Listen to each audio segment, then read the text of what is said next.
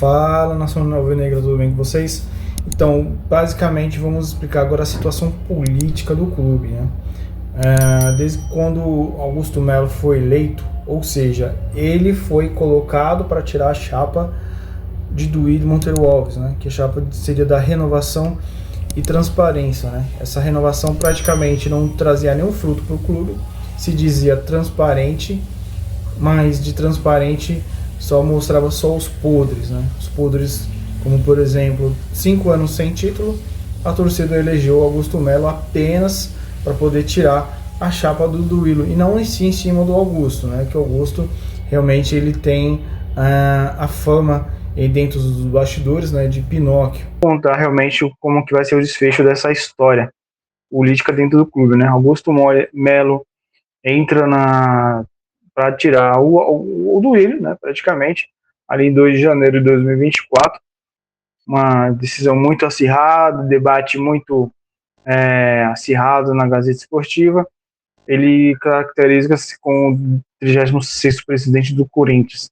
E abaixo nós temos aqui as fontes, né, de questão de pesquisa, para quem quiser tirar, printar e ir a fundo e pegar a fonte e consultar.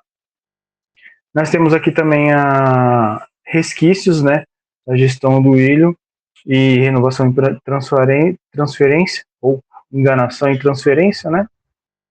Praticamente ele foi demitido. Muitos péssimos resultados, não sabia montar o time, ficava trocando toda hora de jogador, não sabia a posição certa de onde encaixar. Dentro disso, aí foi contratado, né, um técnico praticamente sem experiência, vindo de um time praticamente não muito conhecido no Brasil, né, como o Antônio Oliveira. Tinha técnicos mais qualificados no mercado, mas praticamente eles escolheram um técnico que não tinha pulso dentro de campo, né? Era o famoso 4-3-3, que é o teimoso treinador, né? Todo treinador que é teimoso, realmente ele vai ser demitido, porque ele não vai se atualizar no mercado, ele não vai procurar uma alternativa, ele vai ficar focando só no 4-3-3, que praticamente se ilude, né, nos grandes times da Europa, que lá tem jogadores, sim, né, de cada posição, tem um ponto, tem um centroavante, então tem um falso 9, então o time sabe jogar com as peças, né, porque tem dinheiro, já o Corinthians não tem, então o fim foi a derrota, né, iminente ao derby, e aí uma campanha praticamente irregular, insata, e ainda Fabinho segurou muito tempo, né, um técnico ruim, que até hoje ainda continua desempregado, que precisa se qualificar mais, né, como uma crítica construtiva.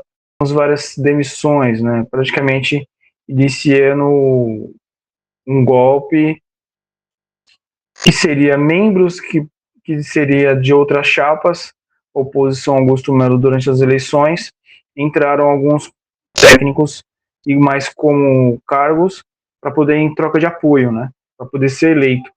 Então ele, no modo de pensar, de um lado sentiu-se enganado, começou a faxina dentro do clube, né? Só que essa faxina realmente ela teve muitos tiros no pé e pela culatra, onde nós temos o gerente de comunicação, aquele jornalista que fazia toda a comunicação com a torcida, né? Todo mundo gostava dele, e foi, dizem os bastidores, que ele foi colocado como o Zé Povinho, né, vazando informações dentro do clube, mas isso nada foi comprovado.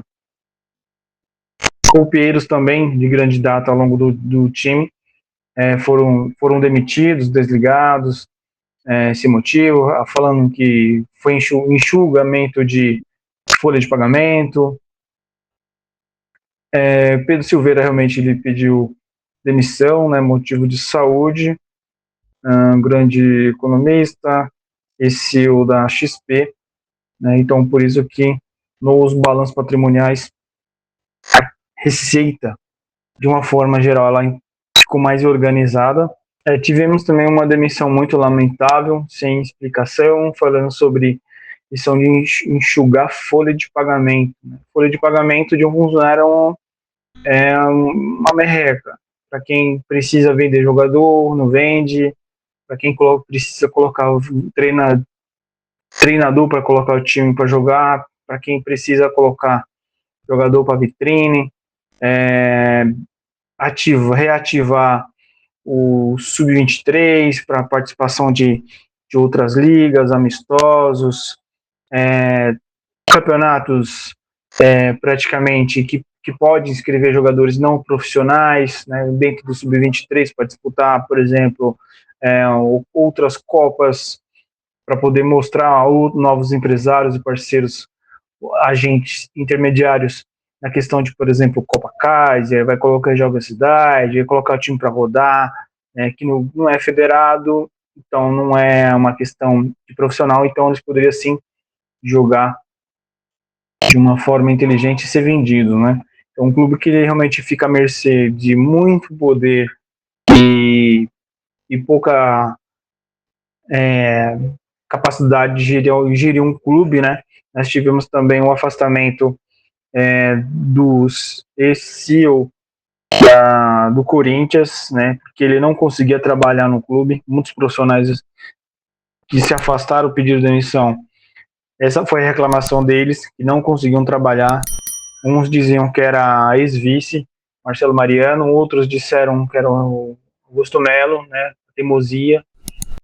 Praticamente um clube tentando sair das garras da enganação em transferência, né? Vamos dizer assim, uma chapa falsa.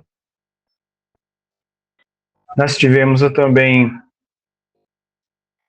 diretor da base afastado por várias denúncias. Nós podemos comprovar também Dinei pedido demissão. Não se pode comprovar que realmente aconteceu com 84 jogadores que entraram na base, que supostamente entraram como parceiros, né, do clube, como servir como vitrine.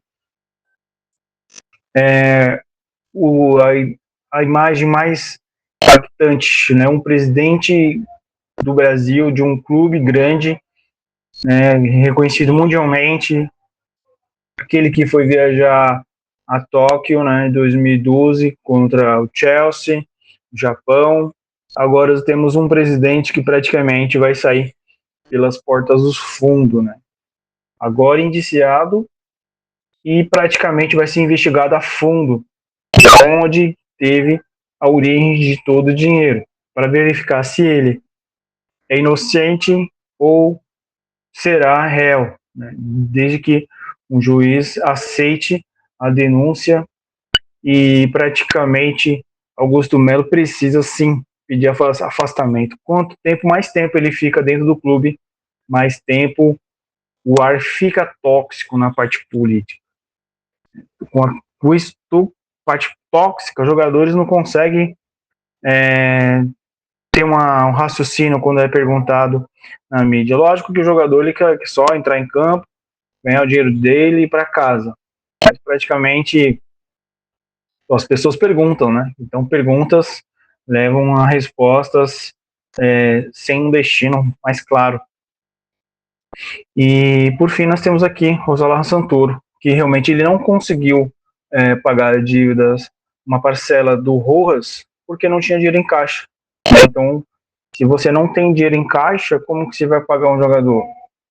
Como que você poderia ter vendido um jogador lá atrás e pagado as dívidas para não sofrer um transfer ban? Agora, praticamente, ele vai querer jogar praticamente tudo no ventilador para poder atacar as pessoas que supostamente poderiam, sim, entrar como novos presidentes, com nova visão e praticamente mais capacidade de gerir um clube de uma forma independente, sem se agarrar ao poder. Né? O poder ele gera mazelas com amigos, a famosa festinha no meu AP, e o Corinthians precisa se salvar, né?